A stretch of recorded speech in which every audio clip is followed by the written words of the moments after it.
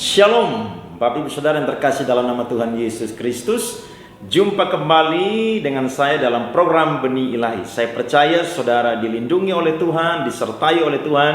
Bahkan saudara merindukan Tuhan setiap hari agar Tuhan berjalan bersama dengan saudara. Dan saudara bisa mengalami perkara-perkara ajaib dalam kehidupan saudara. Saat ini saya akan bagi kebenaran firman Tuhan dengan judul Teladan Iman Sadrak, Mesak, dan Abednego. Firman Tuhan terambil dari Daniel pasal yang ketiga, ayat yang pertama sampai ayatnya yang ketujuh.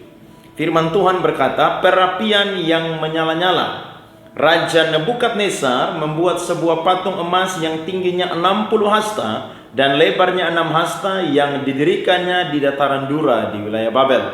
Lalu Raja Nebukadnezar menyuruh orang mengumpulkan para wakil raja, para penguasa, para bupati, para penasihat negara, para bendahara, para hakim, para ahli hukum, dan semua kepala daerah untuk menghadiri pentabisan patung yang telah didirikannya itu. Lalu berkumpullah para wakil raja, para penguasa, para bupati, para penasihat negara, para bendahara, para hakim, para ahli hukum, dan semua kepala daerah untuk menghadiri pentabisan patung yang telah didirikan Raja Nebukadnezar itu.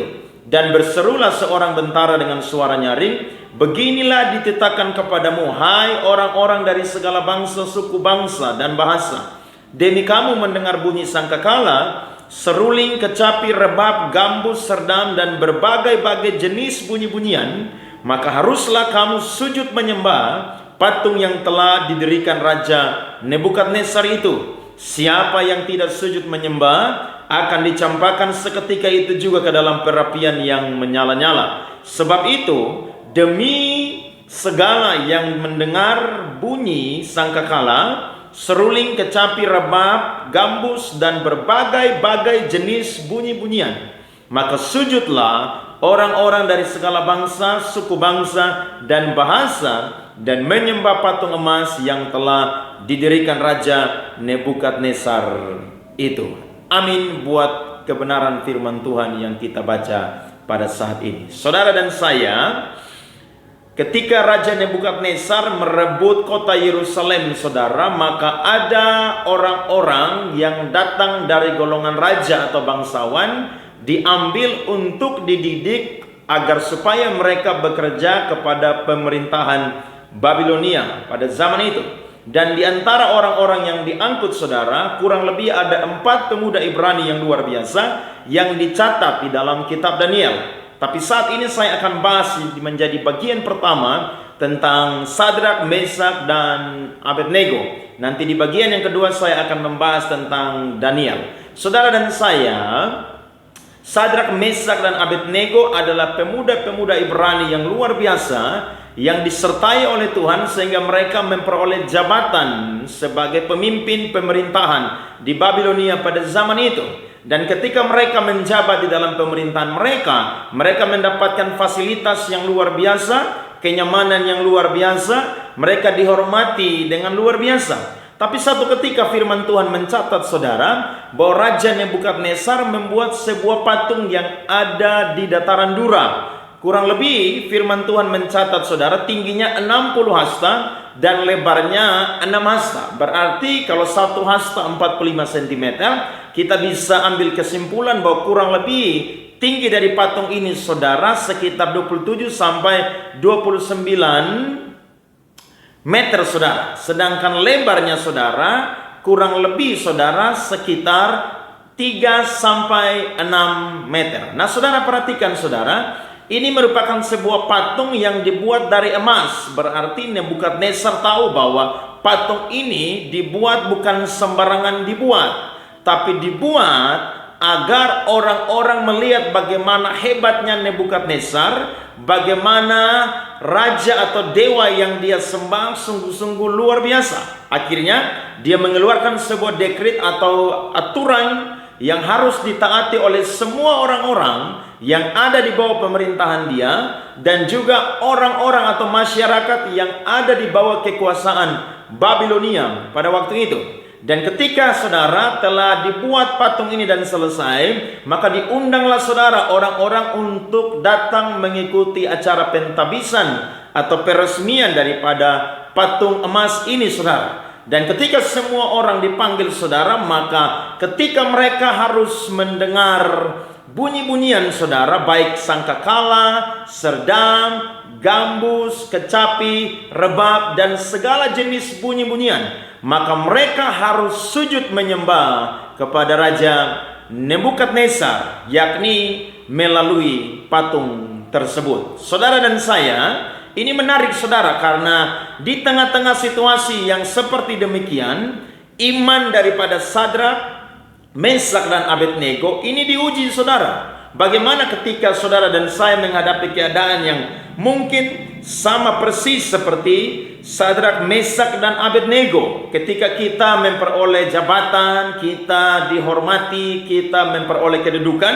tiba-tiba saudara ada aturan atau ada sebuah hal yang membuat saudara harus menyimpang dari kebenaran firman Tuhan. Padahal saudara adalah orang Kristen. Nah, luar biasa, saudara. Sadrak, Mesak, dan Abednego, mereka diuji di dalam situasi yang sangat luar biasa, saudara. Tapi saya percaya orang-orang yang punya iman yang luar biasa tidak akan pernah takut menghadapi tantangan apapun juga, karena mereka tahu bahwa Allah ada bersama dengan mereka. Allah tidak pernah meninggalkan mereka. Nah, ketika saudara bunyi-bunyian saudara telah dibunyikan, maka semua orang sujud menyembah. Tapi ada 3 orang, yakni pemuda Ibrani, Sadrak, Mesak, dan Abednego.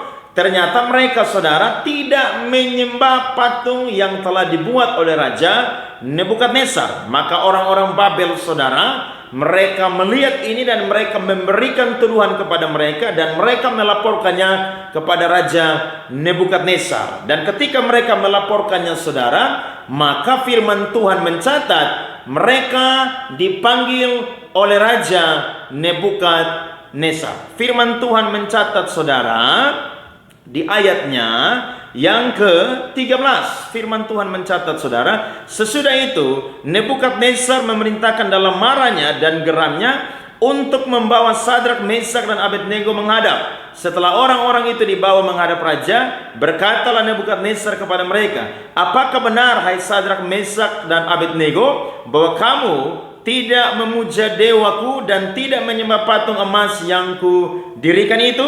Sekarang jika kamu bersedia, demi kamu mendengar bunyi sangkakala, seruling, kecapi, rebab, gambus, serdam, dan berbagai-bagai jenis bunyi-bunyian, sujudlah menyembah patung yang kubuat itu. Tetapi jika kamu tidak menyembah, kamu akan dicampakkan seketika itu juga ke dalam perapian yang menyala-nyala. Dan dewa manakah yang dapat melepaskan kamu dari dalam tanganku? Saudara perhatikan, mereka ditantang oleh Raja Nebukadnezar. Tapi saudara perhatikan apa yang mereka sampaikan sebagai balasan kepada Raja Nebukadnezar. Ayat 16, saudara, sampai ayatnya yang ke-18 berkata, lalu Sadrak, Mesak, dan Abednego menjawab Raja Nebukadnezar, tidak ada gunanya kami memberi jawab kepada tuanku dalam hal ini. Jika Allah kami yang kami puja sanggup melepaskan kami, maka ia akan melepaskan kami dari perapian yang menyala-nyala itu dan dari dalam tanganmu, ya Raja. Tetapi seandainya tidak, hendaklah tuanku mengetahui, ya Raja, bahwa kami tidak akan memuja dewa tuanku dan tidak akan menyembah patung emas yang tuanku dirikan itu. Saudara perhatikan, apa yang mereka hadapi merupakan sebuah ancaman yang luar biasa. Tapi mereka tahu bahwa mereka adalah orang-orang yang harus taat kepada Tuhan lebih daripada mereka harus taat kepada manusia. Apalagi Nebukadnezar adalah seorang raja bangsa kafir yang mereka tidak harus mendengar bahkan mengikuti apa yang diperintahkannya. Nah, saya mencatat, saudara, poin yang pertama, apa yang menjadi teladan iman daripada Sadrak, Mesak, dan Abednego? Yang pertama adalah mereka punya iman yang hanya menyembah satu Tuhan saja. Saudara perhatikan, mereka punya iman yang hanya menyembah satu Tuhan saja. Ini luar biasa, saudara, Karena ketika mereka memiliki jabatan, mereka dapat dari Raja Nebukadnezar. Mereka hidup di tengah-tengah pembuangan. Harusnya mereka mengikuti apa yang diperintahkan oleh Nebukadnezar. Tapi firman Tuhan mencatat, saudara, mereka tidak mengikuti apa yang diperintahkan oleh Nebukadnezar. Malahan mereka berkata bahwa seandainya kalau Tuhan menolong mereka, puji Tuhan. Tapi kalau Tuhan pun tidak menolong mereka, mereka akan tetap memuja Tuhan mereka. Nah, mereka ingat, saudara, bahwa ada 10 hukum yang pernah Tuhan berikan kepada nenek moyang mereka. Hukum yang pertama berbunyi bahwa jangan ada padamu Allah lain di hadapanku. Kemudian hukum yang kedua berbunyi, jangan membuat bagimu patung yang menyerupai apapun. Ternyata walaupun mereka ada di negeri asing, mereka ada di negeri pembuangan, bangsa yang kafir, tapi tidak membuat iman mereka digoncang. Kalau saudara belajar dari Daniel pasal 1 sampai Daniel pasal yang kedua, mereka, saudara, dirubah nama mereka. Mereka belajar pendidikan bangsa Babel, saudara. Tapi walaupun dua hal ini berubah, tapi gaya hidup mereka yang mencintai Tuhan, yang takut kepada Tuhan, itu tidak berubah di dalam kehidupan mereka. Mereka tahu bahwa selama mereka hidup, mereka hanya menyembah satu Tuhan saja. Walaupun jabatan mereka akan dicopot, walaupun mereka akan menghadapi perapian yang menyala-nyala, saudara, mereka tidak takut karena mereka tahu bahwa mereka harus menyembah hanya satu Tuhan saja, yakni Yahweh yang menjadi Tuhan mereka. Pemasmur pernah berkata, saudara, siapa gerangan ada padaku di sorga selain engkau? Selain engkau tidak ada yang kuingini di bumi ini. Sekalipun dagingku dan hatiku habis lenyap, gunung batuku dan bagianku tetaplah Allah selama-lamanya. Ini harus menjadi komitmen kita, saudara. Ketika kita menghadapi goncangan apapun juga, kita tahu bahwa kita hanya menyembah Tuhan saja. Manusia kita harus hormati. Manusia ketika memberikan kita sesuatu, kita harus belajar untuk berterima kasih. Tapi ingat baik-baik, sikap penyembahan kita hanya harus kita tujukan kepada satu pribadi, yakni Tuhan yang Maha Kuasa. Namanya adalah Yesus Kristus yang kita sembah hari ini. Saudara dan saya, ingat baik-baik, jabatan diberikan oleh manusia, kedudukan diberikan oleh manusia, tapi keselamatan hanya diberikan oleh Yesus Kristus. Itu sebabnya saudara harus menyembah satu Tuhan saja. Kalau saudara punya pergumulan yang berat, ingat baik-baik, saudara harus menyembah satu Tuhan saja. Yang kedua, saudara, apa yang bisa kita pelajari dari teladan iman Sadrak, Mesak, dan Abednego? Yang kedua adalah, saudara, iman yang tidak dipengaruhi oleh ancaman manusia. Mereka diancam, saudara, untuk nanti dibuang ke dalam perapian yang menyala-nyala.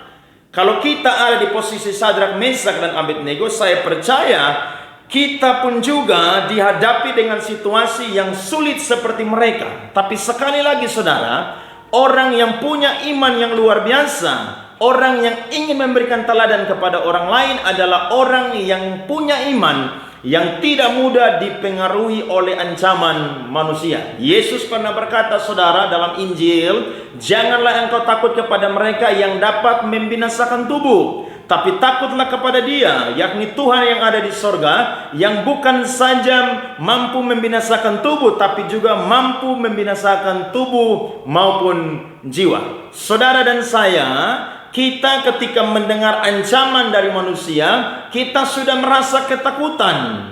Ini membuktikan bahwa iman kita tidak tangguh seperti Sadrak, Mesak, dan Abednego. Jangankan saudara dibuang ke dalam perapian yang menyala-nyala, mau diturunkan dari jabatan saja, kadang-kadang ada orang yang dengan mudah meninggalkan kekristenan. Ada berapa banyak orang, saudara, yang dulunya orang Kristen, tapi karena jabatan, ingin naik posisi, saudara, ingin dapatkan promosi, maka pemimpinnya berkata, kalau kamu mau ada di posisi tersebut, kamu harus meninggalkan iman mereka. Dan akhirnya, saudara, hanya karena jabatan manusia, jabatan duniawi, orang meninggalkan Tuhan. Padahal, saudara, apa yang kita miliki hari ini semuanya adalah sementara. Bahkan apa yang kita miliki saudara, semuanya adalah pemberian Tuhan. Jadi apa yang harus kita banggakan di dalam kehidupan kita, apa yang harus kita pegang erat-erat dalam kehidupan kita, tidak ada saudara. Yang harus kita andalkan adalah Tuhan Yesus. Yang harus kita pegang erat-erat adalah Tuhan Yesus, supaya kita tidak takut terhadap ancaman manusia. Manusia saudara hanya mampu untuk bisa mengancam kita, tapi yang memegang kehidupan kita saudara adalah Tuhan di atas segala Tuhan, Raja di atas segala raja, namanya Yesus Kristus. Dia mampu untuk menolong dan membela kehidupan kita. Teladan yang kedua ini saudara luar biasa saudara. Mereka berkata kepada Raja Nebukadnezar, jika Allah kami yang kami puja sanggup melepaskan kami, maka ia akan melepaskan kami dari perapian yang menyala-nyala itu dan dari dalam tanganmu ya Raja. Tetapi seandainya tidak, hendaklah kamu tuanku mengetahui ya Raja, bahwa kami tidak akan memuja dewa tuanku dan tidak akan menyembah patung emas yang tuanku dirikan itu. Ternyata mereka tidak takut kepada Raja Nebukadnezar. Saudara dan saya, ini jadi pelajaran yang luar biasa bagi kita. Ketika kita menghadapi situasi yang sukar, sulit sekalipun saudara, kita berkata bahwa sekalipun Tuhan tidak menolong kita, maka kita akan tetap menyembah Tuhan kita. Ini baru membuktikan saudara dan saya orang Kristen sejati. Bukan sekadar orang Kristen KTP, yakni Kristen tanpa pertobatan. Kristen fasik saudara, yang mengaku orang Kristen, yang mengaku saudara pegang Alkitab, yang mengaku punya Tuhan namanya Yesus, tapi ketika menghadapi ancaman manusia, ketika menghadapi tantangan dari dunia ini, maka mudah sekali pergi meninggalkan Tuhan Yesus. Tuhan mau supaya saudara dan saya pegang erat Tuhan, dan percayalah ada kemenangan yang luar biasa yang Tuhan sediakan di dalam kehidupan kita. Raja Daud pernah berkata, sekalipun aku berjalan dalam lembah kekelaman, aku tidak takut bahaya, sebab Ia Tuhan besertaku. Gadamu dan tongkatmu itulah yang menghibur aku. Saudara perhatikan, orang-orang yang hebat di dalam Tuhan, orang-orang yang punya iman yang luar biasa, mereka akan jadi teladan yang luar biasa dalam kehidupan kita. Kita pun juga hari ini harus menjadi orang Kristen yang menjadi teladan, supaya ketika orang lain melihat kehidupan kita, mereka berkata bahwa dia orang yang sungguh-sungguh takut akan Tuhan, mencintai Tuhan di dalam kehidupannya. Dan yang ketiga saudara, apa yang bisa kita pelajari saudara? Yang ketiga adalah kita melihat bahwa iman Sadrak, Mesak dan Abednego adalah iman yang percaya sungguh-sungguh kepada kedaulatan Tuhan.